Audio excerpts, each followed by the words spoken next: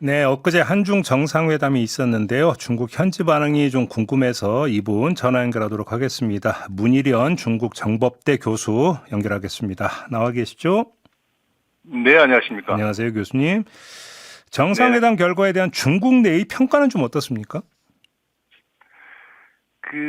우선 중국 언론의 보도의 특징을 보면요. 네. 두 가지로 압축을 할 수가 있는데, 일단은 대대적인 보도를 통해서 이번 방중을 중국이 굉장히 중시하고 있다 하는 점을 강조를 하고 있고요. 네. 보도의 논조도 피부로 느껴질 만큼 우호적이라는 게 특징입니다. 음흠. 그러면서 이번 이제 중국 언론들은 정상회담의 3대 성과를 꼽고 있는데요. 네. 네, 첫 번째가 이제 양국 관계, 즉 전략적 협력 동반자 관계를 전면적으로 복원했다는 점을 최대 성과로 꼽고 있고요. 네. 두 번째로는 경제와 문화 협력 강화에 합의했다. 이 점을 두 번째로 꼽고 있고, 그리고 마지막으로는 이제 민간 교류를 확대해서 양국 간 우호적인 정서를 증진하기도 했다 하는 이 세 가지를 들고 있습니다. 예. 근데 이제 중국 언론 보도의 한 가지 공통점은 이번 정상회담의 최대 성과는 뭐니 해도 양국 관계가 정상적인 궤도에 재진입했다라는 표현을 쓰는데요. 이거는 우리식 표현을 하면 전면적으로 복원됐다라는 점을 강조하고 있다는 점입니다. 네, 알겠습니다. 근데 교수님 개인적으로는 지금 서해 구조물 부분에 좀 꽂혔다고 그렇게 이제 제가 전해 들었는데 어떤 점에서 이 대목에 주목을 하셨던 걸까요? 그게 이제 우리 측이 제안한 내용을 보면요. 네. 서해 구조물 문제를 방치를 하게 되면 네. 서해 이게 영토 주권 문제로 비화할 수가 있고 예. 그러면 결국 양국 관계가 또다시 악화될 우려가 있지 않느냐. 그러니 그 지역을 어업 자원 공동 개발 해양 경제 투자 지역으로 선포를 하고 네. 한중 간의 합작 프로젝트를 추진하자는 게 핵심입니다. 네. 근데 이 제안에서 중국이 깜짝 놀란 건데요. 왜냐하면 영유권 분쟁 지역을 공동으로 개발하자는 건 원래 중국의 분쟁 해결 기본 원칙이거든요. 예. 이게 이제 등소평 선생이 1978년 일본을 처음 방문하면서 당시 이게 중일 간에 가장 첨예하게 대립했던 문제가 조어대 문제였습니다. 생각보다 들어가고 하는 거요. 예. 그때 이제 등소평 선생이 제안한 게 8자 방침을 제안을 한 건데요.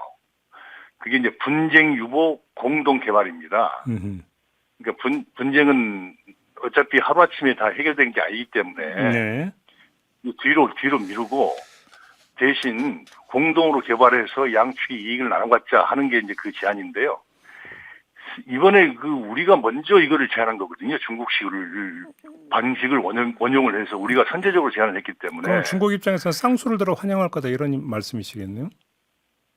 그래서 이번에 이성락 안보실장의 발표를 보면 다른 부분은 별로 이렇게 강조를 안 하면서 이 부분은 기대를 가져볼 만하다라고 발표를 했는데 이런 표현을 사용한 걸 보면 중국 측도 상당 부분 공감을 한 게 아닌가 그렇게 느껴집니다. 근데 지금 이제 국내 보수 쪽에서는 어떤 주장을 하고 있냐면 이런 주장이 나오고 있어요. 서해 구조물은 철거 대상이지 무슨 협의 대상이냐. 오히려 그것이 중국이 지금 설치한 서해 구조물을 인정해주는 결과를 빚는 것 아니냐. 이렇게 또 주장하는 목소리가 나오던데 이건 어떻게 보세요? 그거는 이게 지금 서해 구조물이 설치된 지역은 공동 관리 지역이거든요. 네네네. 그러니까 어느 쪽에 어느 쪽에 영토가 귀속됐다라고 이게 결정된 해역이 아니고 양쪽이 공동으로 관리하는 지역이기 때문에 양쪽이 합의를 하게 되면 그 공동 관리 지역에다가 그런 구조물을 설치는 할 수 있는 거죠. 우리 마음대로 철거를 하고 싶어도 못한다.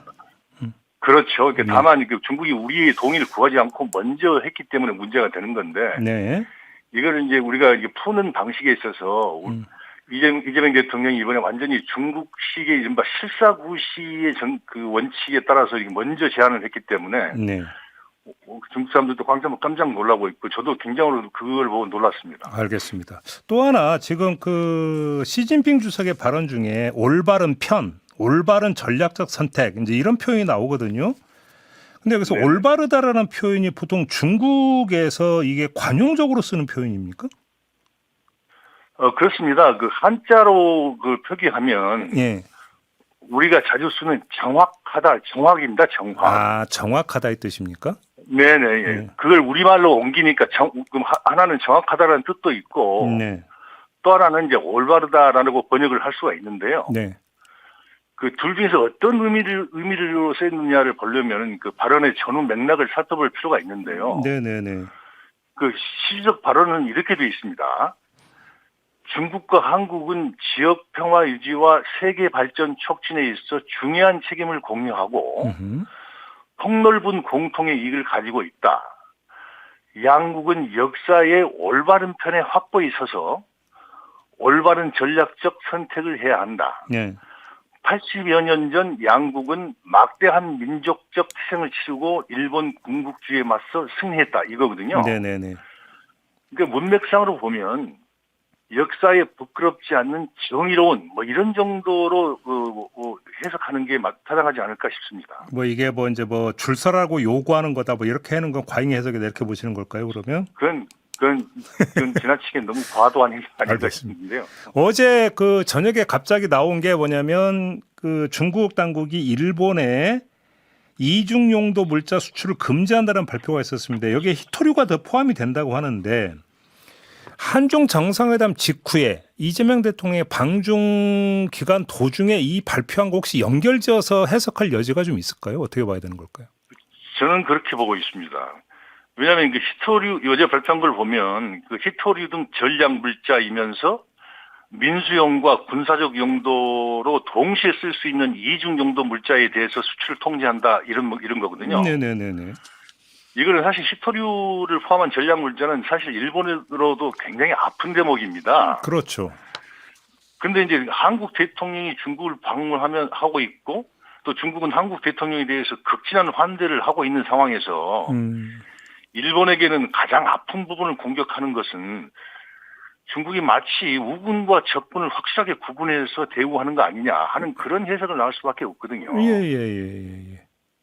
그래서 이제 오히려 일본 측에서는 더 그 같은 발표라도 그 상대적인 박탈감이 더 크게 있기 때문에 오히려 더 아프게 느껴지는 거 아닌가 이렇게 생각합니다. 의도적으로 중국 당국의 발표 시점을 거기에 맞춘 측면이 분명히 있다 이런 말씀이시네요. 그러면 저는 그렇게 보고 있습니다. 알겠습니다. 또 하나 궁금한 게 있는데요. 점진적 단계적으로 문화 교류를 확대해 간다라는 그 내용이 있지 않습니까? 근데 네네. 여기 뭐 드라마나 영화, 음악 이런 게 아니고 바둑과 축구부터 교류를 추진한다고 했는데 왜 이거예요? 혹시 좀 이게 따로 떼서 봐야 되는 측면이 있을까요? 저는 그게 연결돼 있다고 보는데요. 네.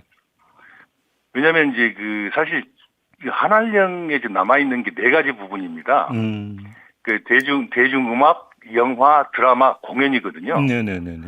이 네 가지 부분만 지금 묶여 있는데 사실 이제 이번에 우리 측에서 이 대통령이 베이징을 방문을 하면서 대형 K-팝 콘서트를 하려고 그랬었거든요. 그랬죠.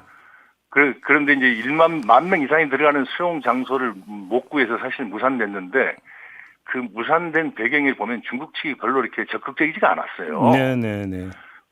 그리고 그 다음으로 이제 그게 무산되니까 급하게 부랴부랴 준비했던 게 이제 한국 방송사와 중국의 CCTV 방송사가 공동으로 주관하는 한중 가요제를 하려고 그랬거든요. 오.